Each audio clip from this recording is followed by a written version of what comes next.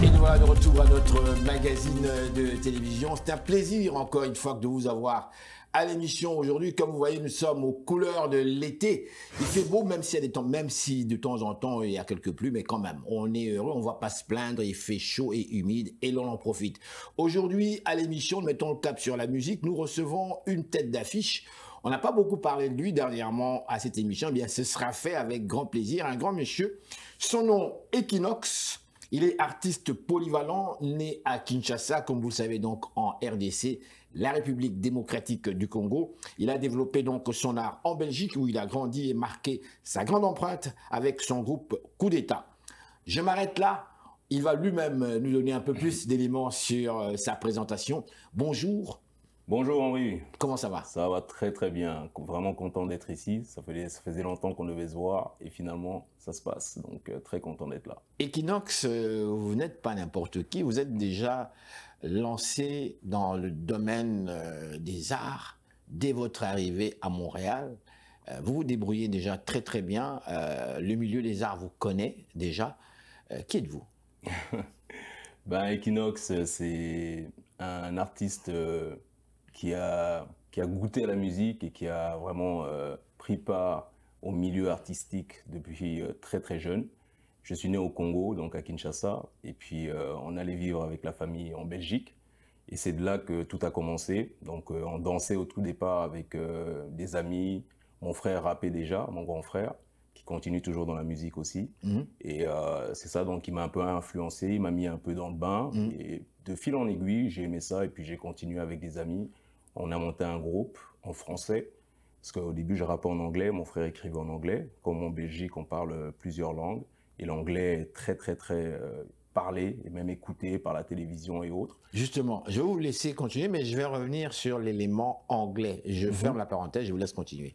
Ouais. Allez-y, oui. Donc voilà, donc après ça, bon, on écrivait les textes, j'ai toujours aimé le cours de français aussi, la langue française m'a toujours passionné. Sa complexité m'a toujours impressionné, donc je trouve que c'est une belle langue. Et donc j'ai mis en harmonie la langue française et la musique. Donc de fil en aiguille, on a fait des spectacles avec le groupe, Teta NOS, Coup d'État aussi. On a gagné pas mal de concours, donc on a continué jusqu'à ce que je vienne ici pour continuer ma carrière solo à Montréal. Vous avez remporté le prix d'auteur-compositeur au Festival international Hip Hop Forever, qui était organisé, je pense, par Constance Rozon, et ça se passe en Europe, c'est bien cela? Non, ça c'est à Montréal. Ça se passe ici même. C'était les 2 premières années où j'étais arrivé, donc il fallait un peu que je découvre la scène, que je marque un peu mon empreinte, et j'ai entendu parler de ce festival-là, des amis y avaient participé les années précédentes, donc je me suis dit, je vais me prêter au jeu, pourquoi pas, c'est une manière de me faire connaître, et de découvrir aussi la scène québécoise, urbaine. Et puis ça s'est bien passé, et puis j'ai passé dans toutes les étapes jusqu'à remporter le prix d'auteur-compositeur. Félicitations. Merci beaucoup. Je vais revenir sur 2 éléments qui m'intriguent et qui suscitent, comment dirais-je, mon intérêt. Sur le rap et puis l'anglais. Ces 2 éléments-là. Au début, je vous dirais, dans les années 89-90, le rap faisait son apparition déjà, du moins ici, à Montréal. On voyait quelques groupes chez les Noirs, les jeunes Noirs principalement, qui commençaient tranquillement. Et on observait, on se disait, mais tiens, mais c'est bizarre. Depuis qu'on fait de la musique, on a toujours entendu des gens chanter. Et chanter, c'est pas facile. Tu apprends. Il y a plusieurs voix, il y a plusieurs intonations, tu apprends ces choses-là, c'est pas facile. Finalement, pour chanter tout seul, déjà, ça prend une force absolument extraordinaire. Exactement. Sortir sa voix, savoir chanter. Là, non, ce n'est plus le chant. Ce n'est plus l'effort d'apprendre à chanter ou les notes. Non, c'est parler, écrire un texte qui rime avec un beat. Et on parle d'un beat, on parle même pas d'une musique complète, on parle d'un beat. C'est ça. Une phrase qui rime avec un beat comme tel. Et là, je reviens avec l'anglais.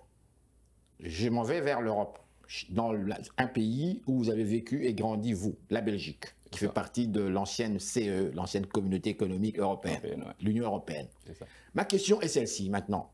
Comment m'expliquez-vous que les jeunes Européens, je prends la Belgique, je prends la France, je prends le Luxembourg, des pays plus ou moins francophones, en ce qui concerne le Luxembourg, on rappe en anglais, alors que la majeure partie de la population ne comprend pas, ne parle plus ou moins bien cette langue. Et pire encore, dans le cas de la Belgique, il y a une guerre, comme le Québec, avec les anglophones, entre les Flamands et les Wallons. Les Flamands qui parlent néerlandais, les Wallons qui parlent français, avec leur accent, évidemment. Exactement. Il y a les Luxembourgeois, qui eux aussi ont leur langue, qui est le luxembourgeois, avec l'allemand, qui est mélangé, mais ils parlent aussi le français, qui est quand même un peu plus à la mode. La France, n'en parlons pas. Alors ma question, comment expliquer, bon Dieu, que la mode dans la musique, non seulement ça parle du rap, le rap qui est totalement et typiquement très américain et très noir américain, de par les réalités dures des jeunes noirs américains qui n'ont rien à voir avec le jeune européen qui vit autrement.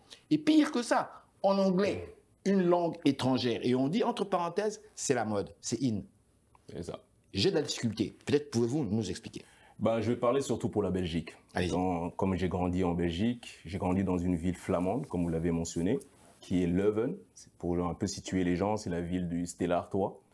Et donc, contrairement à la France qui est à côté, je montre souvent les différences. C'est qu'en Belgique, dans une ville flamande, beaucoup de postes de télévision, les émissions, on les suit en anglais, sous-titrées en flamand.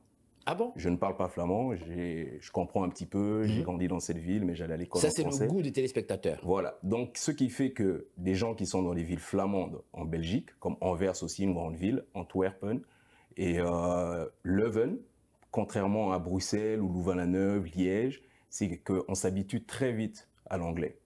Et nous, on était des fans de rap américain avant le rap français. Parce que le rap américain était déjà là, on a commencé à l'écouter fin des années 80. Est-ce que parce que vous identifiez avec le rap américain? Ce n'était pas vraiment s'identifier parce qu'on ne s'identifiait pas totalement, étant donné que les réalités sont différentes, mais on s'identifiait dans les textes, souvent dans la dénonciation.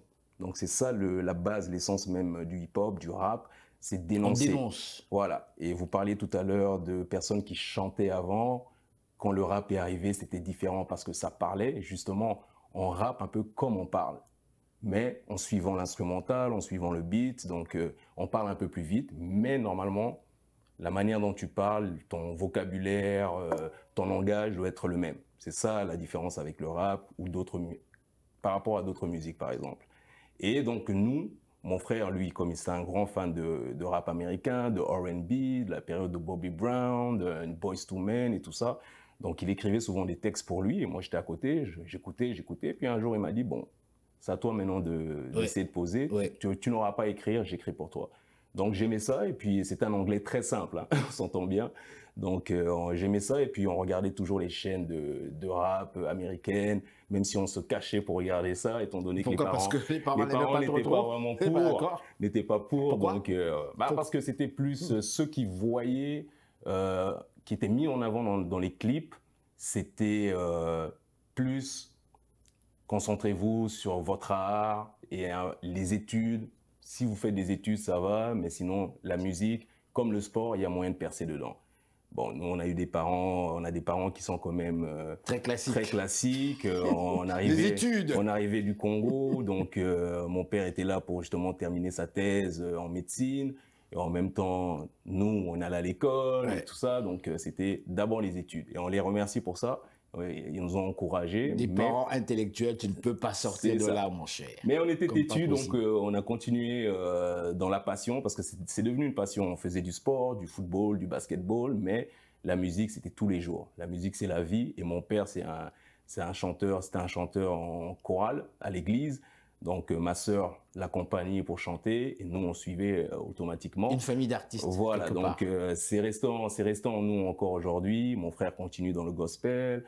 Ma sœur aussi, avec des petites vidéos, elle fait part de ses talents de chanteuse et tout ça.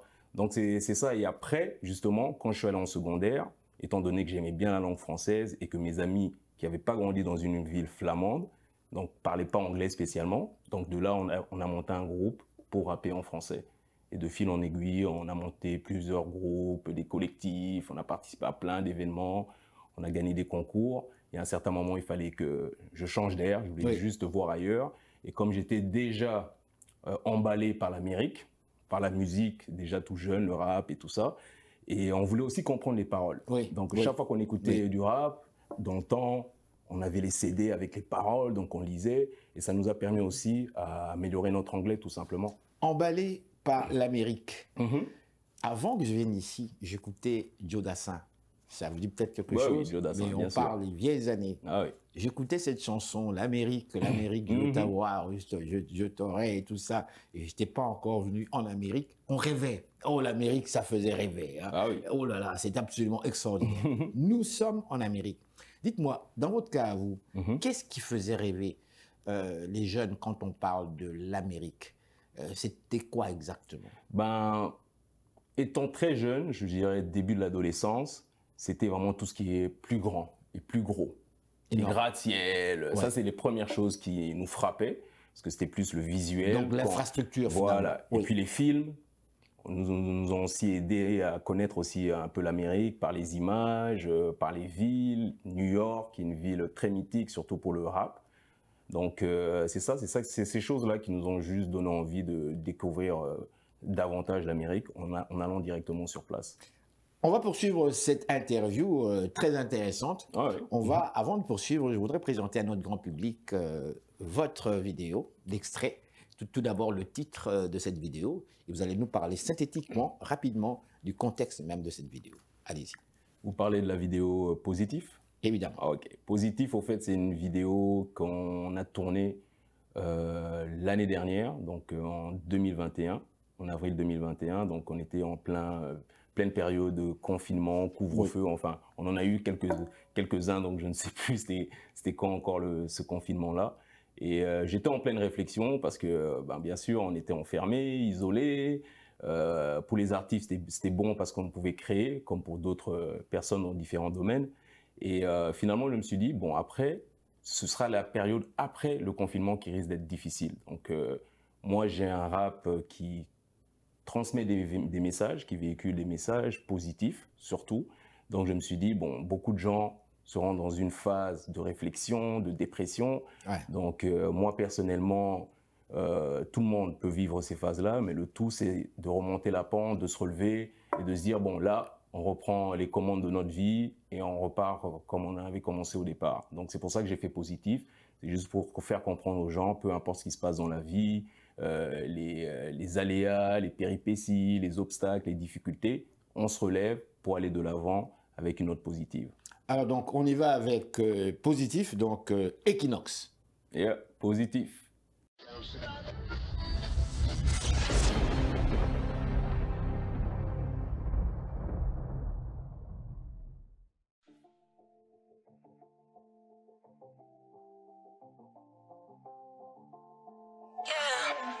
Gotta run, I can't look back. When they got so much to say, but ain't got shit on their own. The real haters hate cause you're bad and it shows. Today's a new day, leave the past behind. Your future is calling, don't press rewind. Oh me, oh my.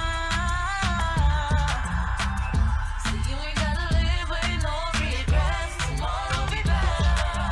Positif, positif. Don't worry, tomorrow will be better.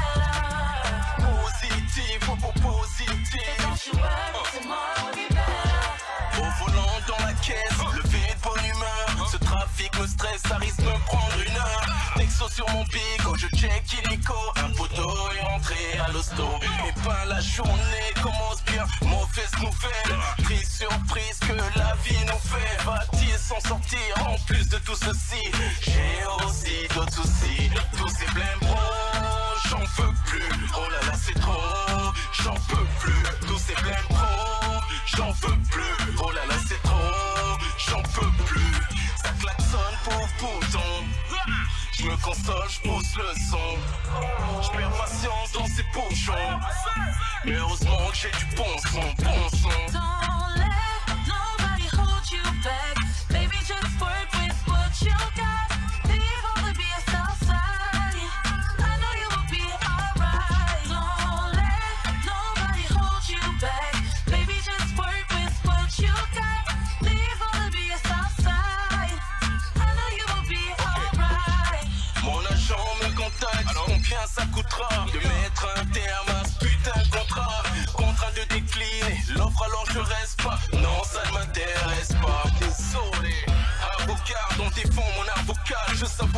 du travail de mon avocat. L'industrie n'est pas tendre, on ne sait jamais à quoi s'attendre. Tous ces blèmes pro, j'en peux plus. Oh là là, c'est trop, j'en peux plus.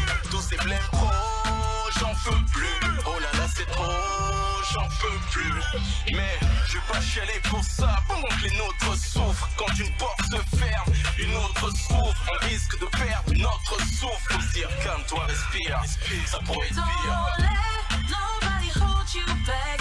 Baby, just work with what you got. Leave all the BS outside. I know you will be alright. Don't let nobody hold you back. Baby, just work with what you got. Leave all the BS outside. I know you will be alright. Let's rewind. I need your mind. So you ain't gotta live with no regrets. Tomorrow will be better. Positif, positif. Don't worry, tomorrow will be better.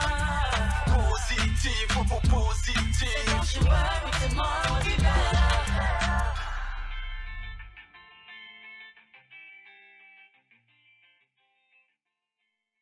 Madame, Monsieur, bonsoir. Ici Henri Ngaka. Ne ratez surtout pas nos prochaines émissions présentées à ICI Télévision depuis Montréal. Ça va causer. Alors, je reviens à vous, Equinox. C'est encore une fois un grand plaisir de vous avoir, de parler de votre carrière comme telle. Je vois ici que bon, vous êtes un peu partout hein, dans le show ici à Montréal. Vous êtes très bien organisé quand même. On vous aime. Ben, c'est beaucoup de travail, hein. Et comme je vous l'ai dit, je suis arrivé ici, on ne me connaissait pas, donc il fallait un peu que je connaisse non seulement la scène urbaine, mais aussi le côté de l'événementiel, c'est-à-dire les promoteurs, les DJ, tous ceux qui contribuent au fait à la bonne propagation de la musique. Donc c'est pour ça que je suis un peu tout terrain. Je vais un peu partout, je fais de la musique, mais j'écoute différents genres de musique, pas juste le rap, parce que ça se voit, ça s'entend dans la musique, différentes influences. Et c'est ça, donc récemment, justement, j'ai joué un petit rôle dans une série, Larry, qui va sortir. Une série qui s'appelle Larry. Larry. C'est une série qui a été produite par Radio-Canada, donc qui sera diffusée à la télé à partir de 2023. Mais elle est déjà disponible sur la web TV. Et vous jouez quel rôle?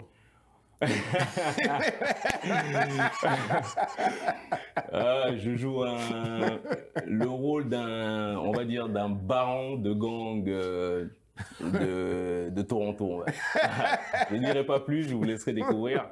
C'était une bonne expérience, mais bien sûr, j'aimerais bien toucher à différents rôles et explorer différents horizons du cinéma. J'essaie de vous voir la tête là, de baron de gang là, donc vous avez l'air dur là quelque part, avec les yeux là.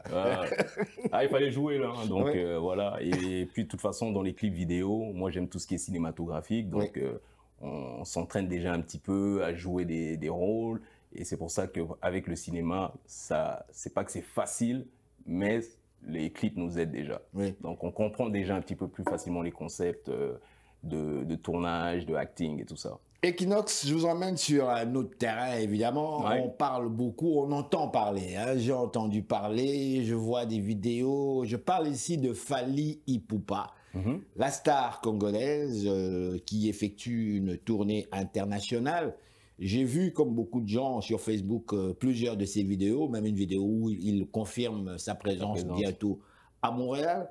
Ma question, tout ça, vous êtes, je pense, parmi les personnes les mieux informées pour ce prochain spectacle qui aura lieu ici à Montréal.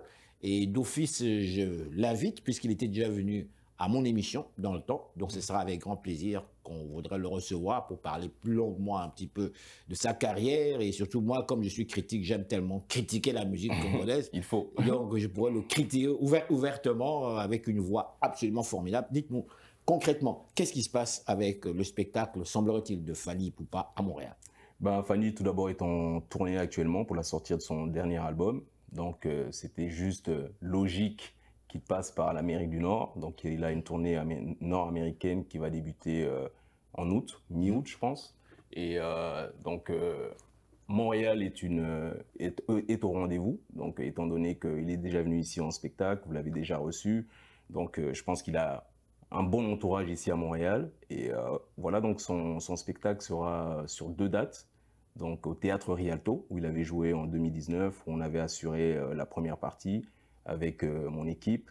Et c'est ça, donc il revient au même endroit, Théâtre Rialto, le 30 et le 31 août, si je ne me trompe pas. Et voilà, donc ce sera donc organisé par Vali. C'est une nouvelle organisation de médias qui organise des spectacles. Et voilà, donc on est très heureux d'avoir Fally avec toute la musique, la bonne musique qu'il délivre depuis des années. Donc l'avoir encore à Montréal, c'est juste un plaisir. Et je pense que les fans, les spectateurs auront pour l'argent qu'ils auront dépensé pour ce spectacle. Juste une question, juste une question, je ne veux pas décourager. Mon frère, les artistes congolais, Oui. ils sont les seuls au monde à commencer un spectacle à 2 h du matin. Je le dis tout haut et fort, parce que, non, sincèrement, parce que même Youssou N'Dour ne fait pas ça. Youssou N'Dour, qui est une tête d'affiche, qui respecte son public, quand il dit telle heure, il commence. Mais les Congolais, je les aime, mes frères, je vous adore, on adore cette musique-là, mais commencer un spectacle à 2 h du matin, alors que le public est venu depuis 10 h ou 11 h, ça n'est pas sérieux. Je vous fais la remarque. Non, je suis d'accord avec vous. Et je demande à ce que vous transmettiez. Ils doivent arrêter ça, là. Parce qu'on s'est posé cette question, mais comment, pourquoi? C'est ça. Et on s'est dit, parce que dans les pays chauds, les gens sortent très tard, donc ça mène très tard, jusqu'à peu près 5 h du matin. Mais Montréal, les boîtes ferment en principe à 3 h. 3 h du matin. Vous commencez à faire 2 h, vous faites 1 heure de spectacle. Ouh, c'est pas sérieux. Honnêtement, moi je pense que c'est le travail des promoteurs. Hein. Exactement. L'artiste, il a son cachet, donc il doit respecter certaines conditions. Oui. Donc si les promoteurs sont très pointueux là-dessus, Strict. donc l'artiste va respecter. Bon, donc, écoute, on souhaite la bienvenue à Fally ça. Ipupa. Voilà. Et pour vous, écoutez, je vous dis encore une fois, grand merci d'avoir participé à cette émission. Ça fait Est-ce plaisir. qu'on a droit à une autre vidéoclip pour nos téléspectateurs? Oui, pourquoi pas. Comme on parle du Congo, j'ai fait le clip de Kabibi. Kabibi, Donc oui. Kabibi, c'est une chanson en hommage justement à Papa Wemba qui nous a quittés, que son âme repose paisiblement. Et voilà, donc je voulais une touche du pays et j'ai toujours aimé